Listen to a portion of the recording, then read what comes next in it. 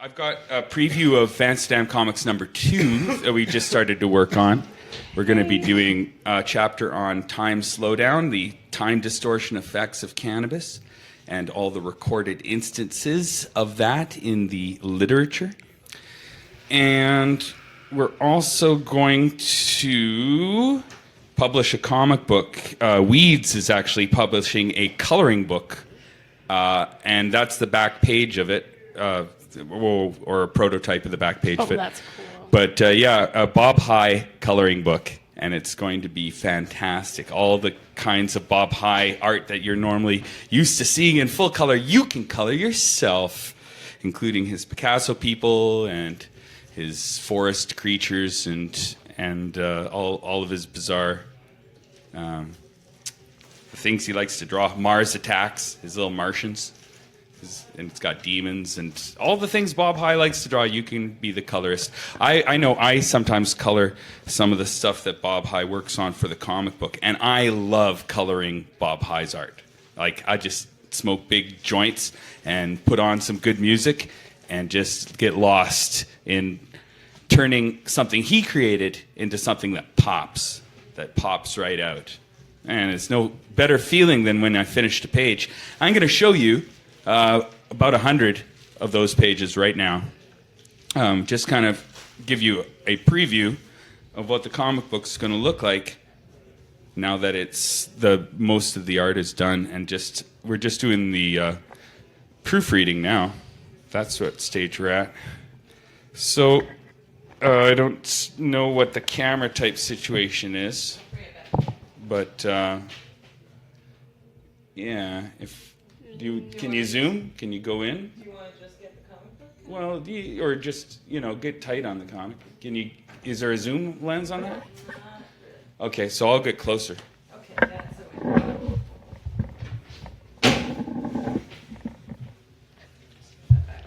All right, we'll get nice and close for story time. Okay, story time. So this basically goes into what let's leave it. I'll go to it.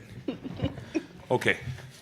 So this goes into what laws are. And laws are cobwebs for the rich and steel chains for the poor and fishing nets in the hands of government.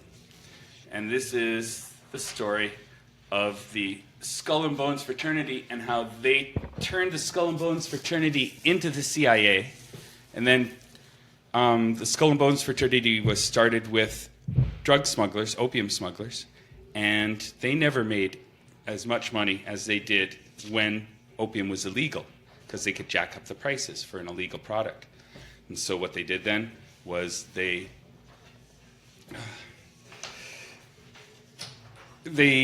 took that money and they invested it in a fraternity at Yale called Skull and Bones. This is where rich men who were, coming into their power could hang out and be part of a club and help each other out to become more powerful. Networking. But this group was started by drug dealers who never made more money than they did when they were dealing illegal opium. So they used their power and influence to make opium illegal again, this time all over the world, not just in China. So this guy was the brother of the guy who owned this is William Russell, brother is Sam Russell. Sam Russell is the guy who owned Russell Trust Company, the biggest opium smugglers in America. And this guy was, they were both co-founders of Skull and Bones. And his son was William Howard Taft, who was President of the United States, also the only guy to be both President and Supreme Court Chief Justice of the United States. So he was the most powerful American who had ever lived. Skull and Bones. And he was the guy who started the drug war on the world stage again in 1909 with the Shanghai Conference and encouraging. It was basically a Skull and Bones project because they had Skull and Bones members mine the Philippines when they really brought in the drug war in 1905 into the Philippines first to see if it would work there. Then by 1909 they started spreading it out to the rest of the world. These guys had major influence. I would love to change the angle. Oh, sure. Hold it real close while you just talk. Okay, sure. You can, point it out. All right, yeah. You hold it, and I will talk. Yeah. Okay, so this page is all about how there's a statue of Nathan Hale in front of the CIA and in front of Skull and Bones or near Skull and Bones at Yale. Yale is basically the school to go to learn to be a spy, and secret societies train you into how to keep secrets. And the Yale term for secret society member is same as the CIA term for spy, spook. So next page. Yeah, I'll grab the pages. You'll keep it all in order. Okay, so the next page, these are the guys who were both Skull and Bones members who created the CIA. You got Harry Stimson, you got Avril Harriman, you got Prescott Bush, who was the father of George Herbert Walker Bush, and you got a guy named Robert Lovett. And these guys all lived on the same, or the last three of them all lived on the same island together in Florida, Jupiter Island, right around the time the CIA was created. They had the most to do with the creation of the CIA. Next page. We've got these guys, Skull and Bones members. One of them was head of hiring at the CIA, so he could pick who was going to work there. Another guy was in charge of the MK Ultra mind control program. These two guys are Skull and Bones, the Bundy brothers, McGeorge and William Bundy. Just and they really were quickly, you mentioned the MK Mind Control. MK Ultra. MK Ultra. Yeah. Can you explain a little bit really quickly about what that project is for people who don't understand the reference? Totally. There's a whole chapter on that. We're going to whiz through it, and I'll hit all the big points there. Wonderful. But this is just the Skull and Bones chapter showing how the Skull and Bones members had their hands in all the horrible crimes and the projects of the CIA. They were leading them and controlling them. So this fraternity was extra powerful. These guys were heavily involved in the Bay of Pigs invasion, the Vietnam War, and the Kennedy assassination. They were aides in the Kennedy administration. And then you had this guy, Richard Drain, involved in the Bay of Pigs planning. You had this guy, Charles Whitehouse. He was ambassador to Laos during the Golden Triangle heroin days, heydays. Yeah, this guy who was a Guatemalan coup guy involved in Skull and Bones CIA. You got William F. Buckley Jr., who was basically the Bill O'Reilly of the 60s, and he had his own TV show and would debate people like Noam Chomsky and Gore Vidal. And he was hanging out with a guy named E. Howard Hunt, who would later on become famous in Watergate, but they were hanging out in Mexico in the 50s, and Buckley was Skull and Bones. Yeah, John Kerry and a guy named, I think, Robert Bowen, David Bourne. Yeah, John Kerry and David Bourne, they were in charge of overseeing the Iran-Contra hearings for the Senate, or the investigations for the Senate, both Skull and Bones members. And then you had this guy, George Herbert Walker Bush. He was 41st President of the United States, 11th Director of the CIA, and Skull and Bones, 1948. So before Bush, the major drug trafficker in the CIA, back when it was called the OSS, the Office of Strategic Services during World War II, there was a guy named Paul Helliwell. And he used to get intelligence and trade drugs for intelligence. And then later on, he started this air company called Air America. There's a movie with Robert Downey Jr. and Mel Gibson that explains how Air America was all about drug smuggling. Anyway, this guy was the founder of that. But then Bush comes in the 50s, and his operation is this Zapata offshore oil rig. He had the first oil rig in the world, first offshore oil rig on Earth, the Scorpion, 1956. So he had this going off in the Caribbean, and the customs agents would never look at his crew when they offloaded all the cocaine coming from Cuba, really. And so that way he could circumvent customs and unload a ton of cocaine. And basically the Mafia and the CIA had been working together since World War II to break strikes, to consolidate the French connection from the Golden Triangle through Marseille to Cuba to New York. And they worked together, the CIA and the Mafia did this. And in 1946, there was a Havana conference where the Mafia decided all the drug routes, everything's going to go through Cuba. It's going to be the major hub of drug trafficking on planet Earth. And all the major mafioso were there at the Havana conference. And they had Frank Sinatra sing in order to provide everyone with a cover as to why they're in Havana that time, all meeting together. And then two of these mafioso were Santo Trafficante and Carlos Marcello, and their employees ended up becoming very famous for one thing, the Kennedy assassination. They were employers of Jack Ruby and David Ferry. David Ferry, you might recall, was portrayed by Joe Pesci in the film JFK. He was the guy who was always going, Jack was a pimp, a bagman for the Dallas mob, ran guns to Castro when he was on our side. Castro was almost with us till we decided to whack him. Everybody keeps flipping sides. It's fun and games, man, fun and games. You know, that was the Joe Pesci guy in JFK. Anyway, that was David Ferry. Now, David Ferry was an instructor in the Civil Air Patrol in Louisiana, and he instructed young men on how to become, you know, defenders of America and get into the military in various ways, and really handpick some people for intelligence work. Basically, select young men to do work for the CIA. And two of the men he selected was Lee Harvey Oswald and a guy named Barry Seal. Now, there's a movie coming out about the life of Barry Seal, and it's going to be called All American or something like that. It stars Tom Cruise, and it is a movie about the drug smuggler who smuggled the most amount of drugs ever in the history of humanity, in the world on Earth. He used to fly C-130 military cargo jets with or cargo planes, military cargo planes with billions, or at least $1 billion worth of cocaine on it. This is a guy David Ferry picked in the Louisiana Civil Air Patrol. Here. So this is, and then you'll find out that Barry Seal's story basically is like George Bush's story, except George Bush is like pulling all the strings and paying people off and telling people what to do, and Barry Seal's doing the flying. But throughout the Castro revolution in Cuba, and then the Bay of Pigs invasion against Castro, and then the Kennedy assassination, and then Vietnam War, and then Iran-Contra, throughout all these things, same guys keep appearing again and again. One of these guys is a guy named Ted Shackley. He was head of the CIA's largest headquarters outside of Langley. First, when the cocaine was coming in through Cuba, he was head of the Miami office.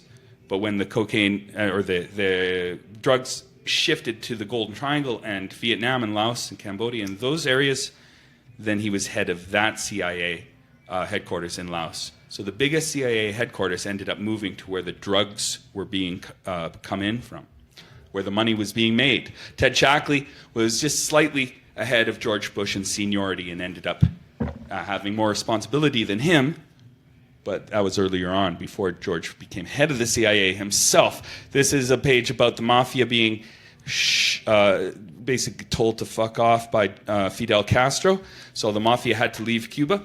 And they were upset. They were making tons of money from their brothels and hotels and casinos and drug smuggling, and they wanted it back. And also, guys like George Bush's father, who had invested in sugar in Cuba, wanted Cuba to be back into the hands of, you know, a puppet of the American government, like Batista was.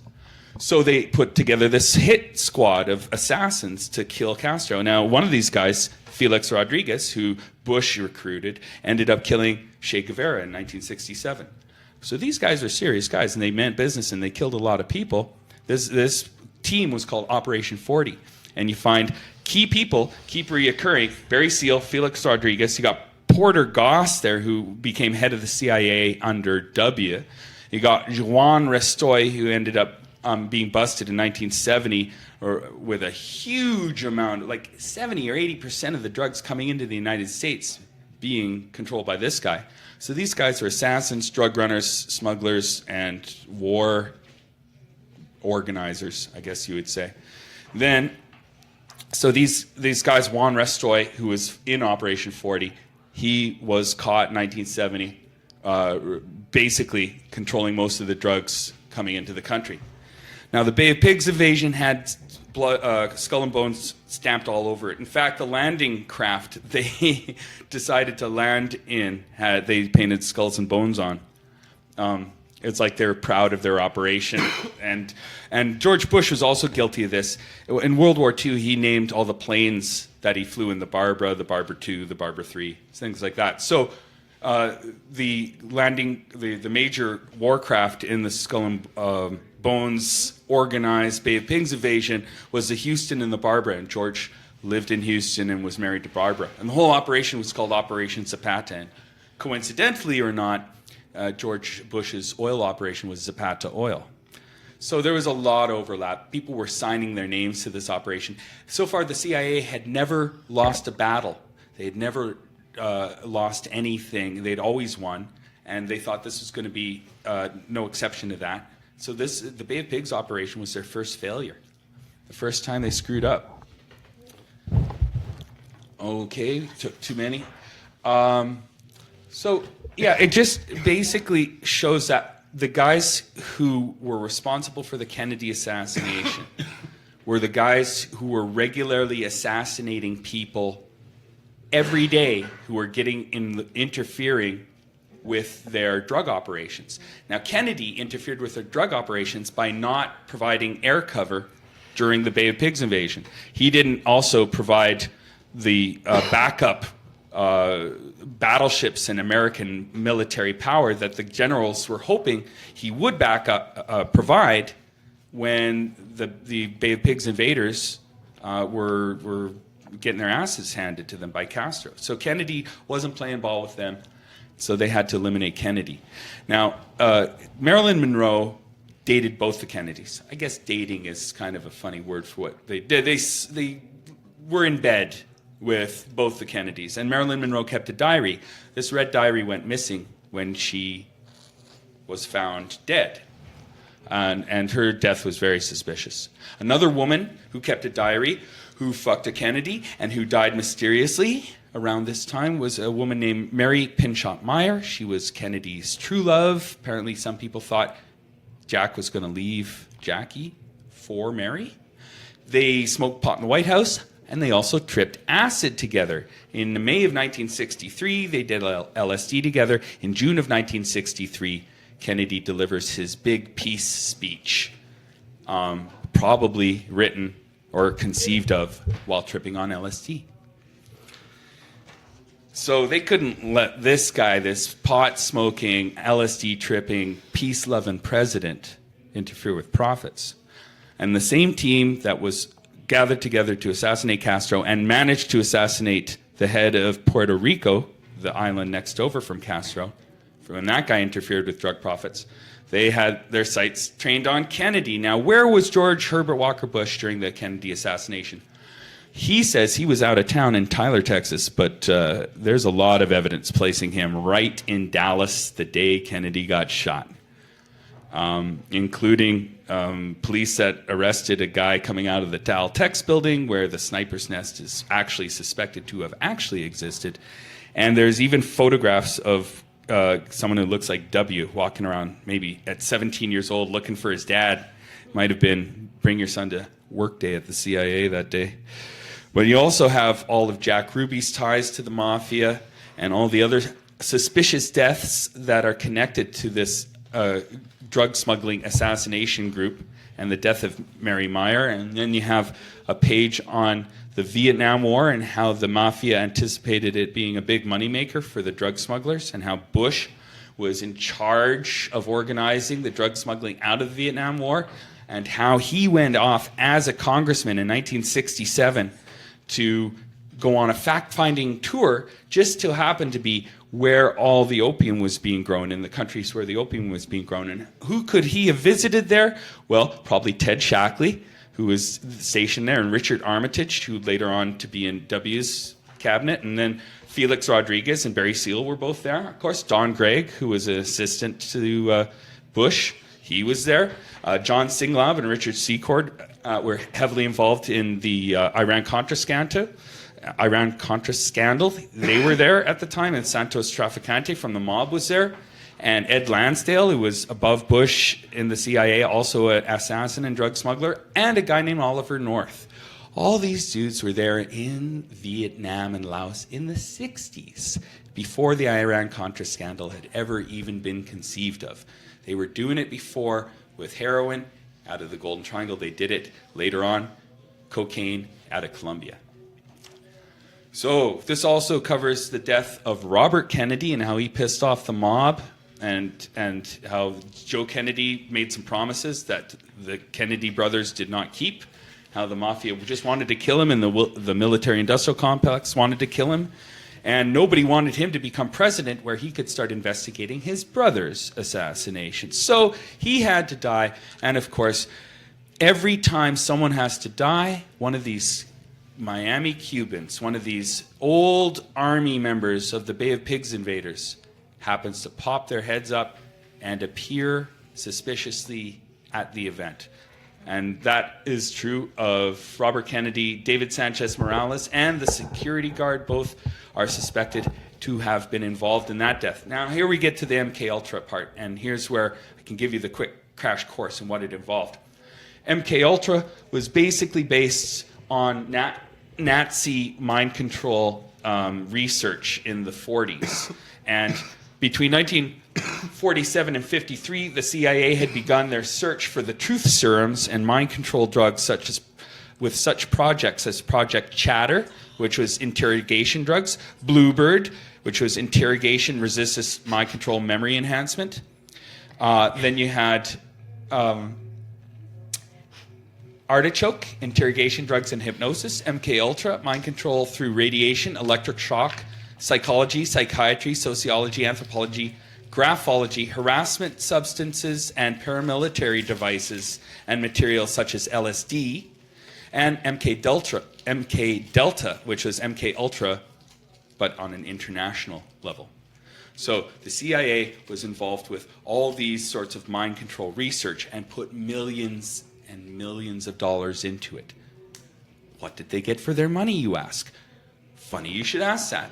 Well, we do know in November 1953, they purchased from Sandoz, the originating creators of LSD, the originating corporation that created it in the first place. They ordered Sandoz LSD for the price of $240,000. They got 100 million doses of LSD. Think they used any of it? Maybe. Probably.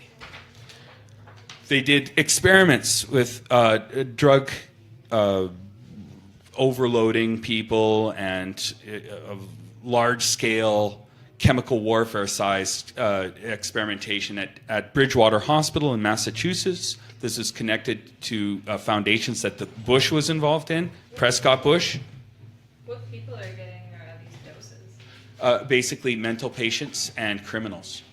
And also people who came in for therapy. They would take those people in and use them to become their Manchurian candidates, their programmed assassins, their patsies, their puppets. And 3 of these people became famous, well, 2 of them anyway.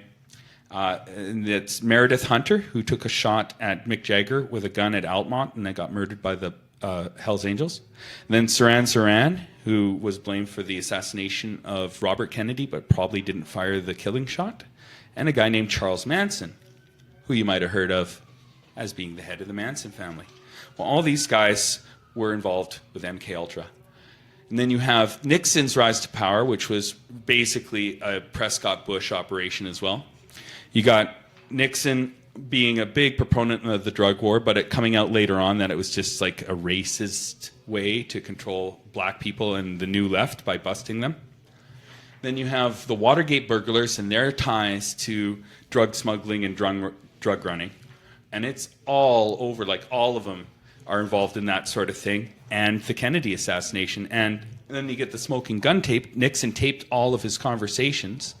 And he mentioned these guys who were, the Cubans and the Texans. He was talking about the Bay of Pigs invaders and the assassins and the gun runners that were involved in the Kennedy assassination. And George Bush was one of the Texans, and they said he broke out into assholes and shit himself to death when he found out he was on the smoking gun tape. Because it was going to be the most famous tape on earth. Nixon's downfall was associated with that tape. And so then Bush also orchestrated Nixon's downfall. He realized the CIA is more powerful than the presidency. And then you got Operation MH Chaos, which was basically to disrupt groups and assassinate leaders and go after the new left and the young people. And that involves an attack on the Black Panthers and the killing of Fred Hampton in December 1969. Same month after the killing of Fred Hampton, the arrest of Charles Manson. Same month, within a few days of each other, Manson's arrested, Hampton's dead, and the Altamont concert took place, organized by a mafia lawyer named Melvin Belli, who also worked for the CIA, and the Hells Angels, who worked as assassins for the FBI. And yeah, they put a whole bunch of bad LSD out there. They could have mixed it with all sorts of other chemicals they were testing at the time, like BZ, which was to enhance the amount of aggression that you feel. And a ton of people had a bad trip at Altamont. It was the Woodstock of the West. It was supposed to prove that the hippies were all about peace and love and replacing society with something better, and the CIA spoiled it for them. Forever tainting the 60s and hippies is all to do with death and destruction and chaos. And then, in 1975, George was facing hearings to see if he was ethical enough to be the head of the CIA. Well, he convinced them by telling them, oh, we will no longer harass American citizens like in Operation Chaos. That's how he got to be head of the CIA.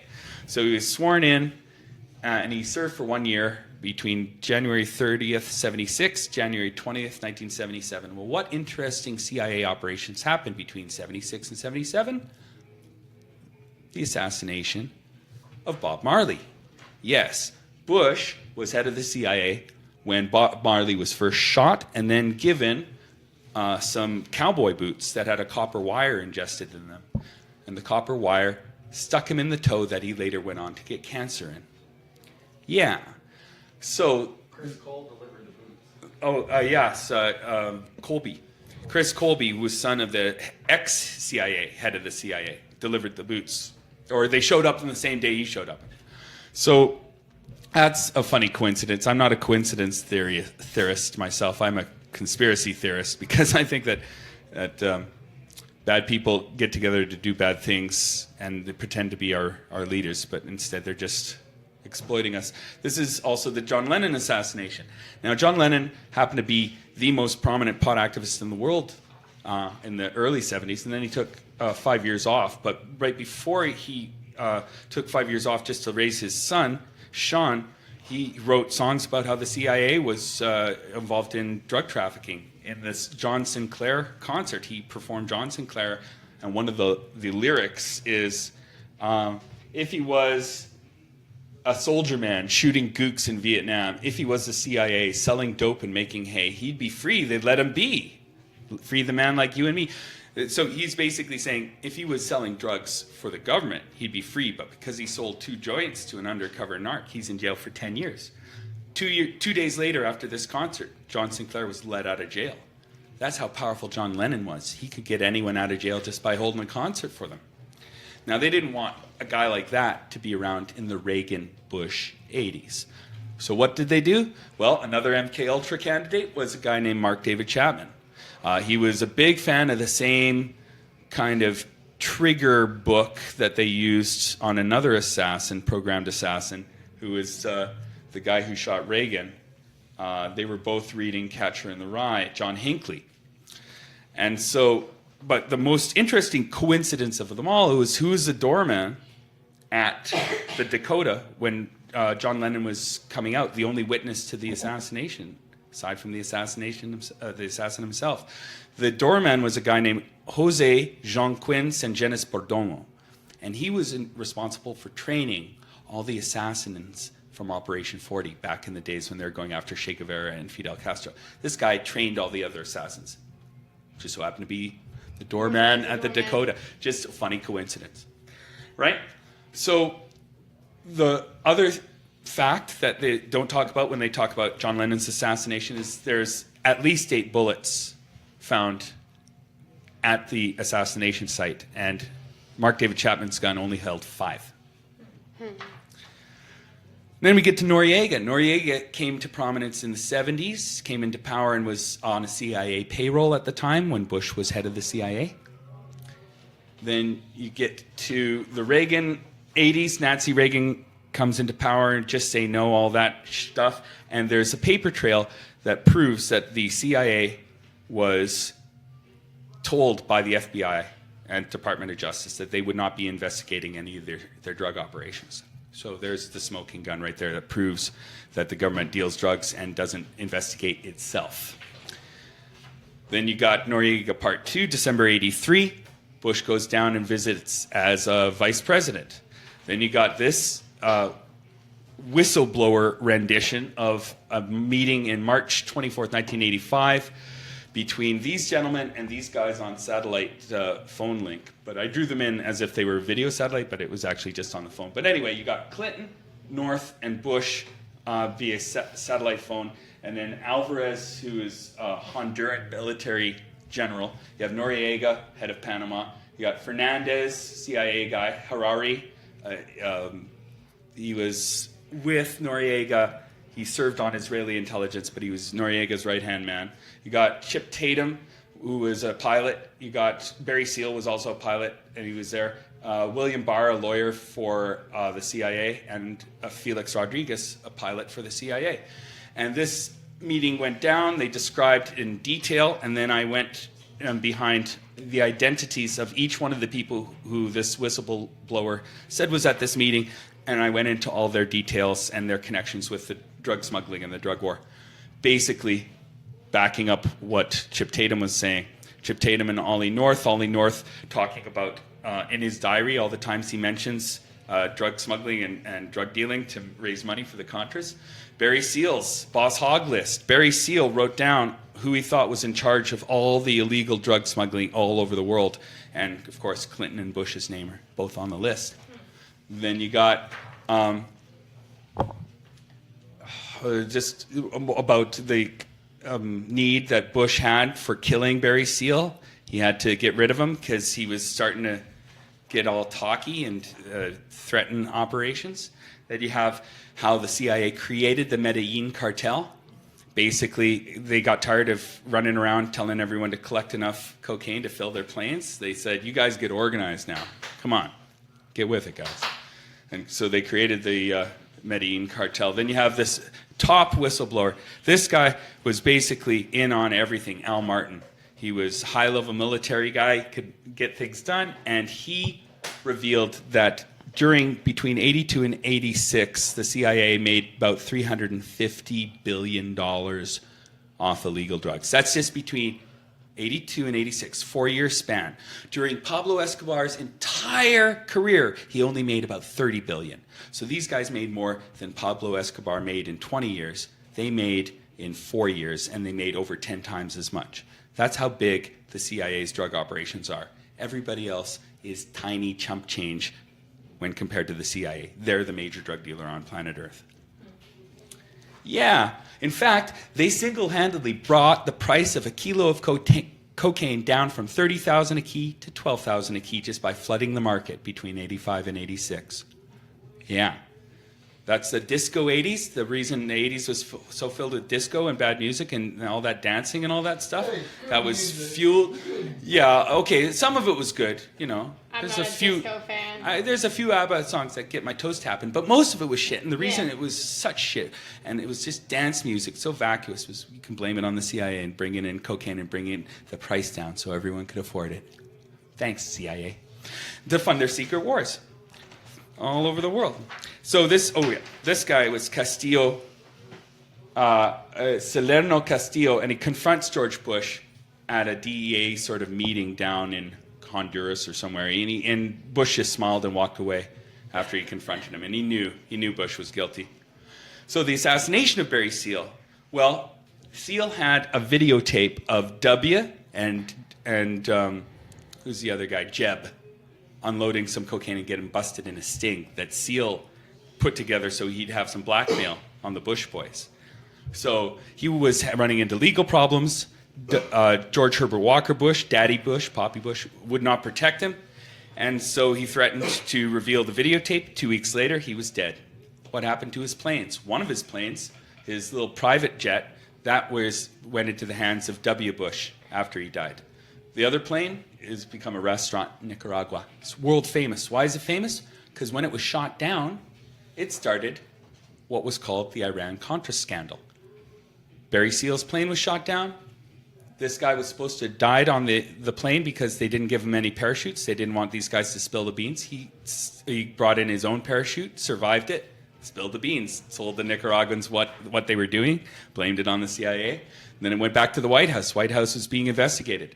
They had what was called a limited hangout. They talk about the Iran, they talk about the Contra. They wouldn't talk about the drugs. They deny the drugs. They would ignore all the allegations of drug trafficking. And they succeeded. It was about the weapons for hostages. They didn't talk about the drugs or any of the other bad things they were doing. They were doing insurance fraud and bank fraud and all real estate fraud and every kind of fraud imaginable and make money off that too. Oliver North was behind the assassination of Barry Seal, and all the shredding that he was famously doing with his secretary, Fawn Hall, was so that all of the mentions of Barry Seal were eliminated from his files. So people went into the hearings and they said, ask about the cocaine. They held up signs and they demanded they ask about the cocaine. None of the congressmen asked about the cocaine. Why? Well, one of the head guys in investigating Iran-Contra was a guy named Dick Cheney. He was he was the head Republican on that committee. And then the senators, again, were Skull and Bones members. So Iran-Contra never got looked into. Noriega's trial, Noriega wasn't allowed to bring up his connections with the CIA. Just drop it, they said. And Bush pretended he wasn't in the loop. But he was in the loop. He was the fucking loop. I mean, the loop was Reagan's asshole, and George had his hand stuck way up in there. I don't recall, said the Gipper. And then Felix Rodriguez came and visited George in the White House when he was president. Came and hung out. Talked about old times. The Bay of Pigs invasion, maybe. CIA's Greatest Hits, Volume 2. All these guys had suspicious deaths. Most of them were about to testify. Also, JFK Jr. died at the exact same time W went missing from the campaign trail. So maybe like father, like son. When is this available as a book? People are asking, when is it available as a book? Never tried to publish a 420-page comic book before. What we're going to try to do is publish it as quickly as possible and get it out to everybody as soon as possible. But right now, we're just at the proofreading stage. We will eventually get it published and available for everyone for Pod TV to read. The CIA assassinates Peter Tosh, another suspicious death. Again, the guys who blamed for his assassination were spoken of as thieves that didn't steal anything. And they said, well, we come to kill ya, Peter, by eyewitnesses. So, no, they were there just to kill Peter Tosh. And it was probably the CIA. They were the ones interested. Bush is president, total drug war, pro-drug war president. But what, in fact, he was doing was he was covering up his own crimes by invading Panama. He would stop Noriega from being able to blackmail him from Panama. And during the Panama invasion, they tried out all these secret weapons that they used later on in the first Gulf War. And Clinton was asked point blank what he was doing looking the other way while all of the cocaine was flying into Mena, Arkansas when he was governor of Arkansas, and he totally dodged the question. But there's a lot of evidence that the Clintons were involved in receiving the cocaine from Barry Seal's planes. And the activities continue to this day. We have a page regarding how the drug war continues to be a way the CIA raises money, this time with proxy agents like Blackwater, like mercenaries, KBR, and Digan Corp, and how whoever's involved in wars in the Middle East are also involved in drugs in the Middle East to pay for them, whether you're on the pro-American side or the anti-American side. So it just goes on. And then finally, here's the chapter on Cannabis Day that you're in and Cam is in. Carly, your chapter on Cannabis Day. We got the pages of the VPD attacks and what happened there. They fenced off the art gallery, so we went around to the side. And then Magnuson was there saying we have a right to set up tables and arguing with the police and saying, that's what we do. You can't set up tables. Yeah, we're going to set up tables. And then so I tried to give them a copy of my books and they didn't take them. And then they started grabbing Neil, and then everyone started grabbing Neil. And then I got in the way of them bringing Neil to the paddy wagon. He said it felt like a brick wall, hitting a brick wall. And then there you are in the paddy wagon. Carly's got thrown in, but then they thought twice about the optics of putting a young what are you, like 100 pounds, something like that? Putting a 100-pound girl in a paddy wagon and trying to pretend she was some sort of threat or menace to the 200-pound full of muscle police officers that were there. And so they let her out and put Cam in instead, or they tried to put Bert in there. They had a lot of cops on Bert. And then they threw me in with Neil, but Neil's handcuffs weren't put on properly. So we started taking selfies, and then they put Robin in, and me and Neil and Robin were in there, and we got rid of the evidence. And, had a little hot box. And then I took Neil's phone and rent money so that the cop would think they were my phone and rent money and not take it away from Neil. And then I was thrown in jail, found out that the rally kept on going even after we were thrown in jail. And then I learned about, having nothing else to do, I studied my passport carefully. On page 16, there was a quote from Prime Minister Laurier: "Canada is free and freedom is its nationality." I saw a vision of Canada strong and free with no more anti-herb hysteria. So doable. And then I wrote the same thing out, but from the perspective of the police. So we get like their point of view on everything. So we did a few more pages of that. And that is where they put the nerve pinch pain on Bert. And then and they used pepper spray on people. And then when the last page, I think, is Cam taking off his handcuffs and showing them to the cops and say, "Hey, yeah, I don't think I'll be wearing these." But he says, "I told him to exit the wagon and reapply the cuffs. He said he was not comfortable in handcuffs and would take them off later." And then the last page where he's saying, "We drive these guys directly to jail. They can't be trusted. Handcuffs aren't working." So, I told the story of Cannabis Day 2015, and if the cops try anything again, we're going to do an even meaner comic next time. Yeah. More merciless. Yeah.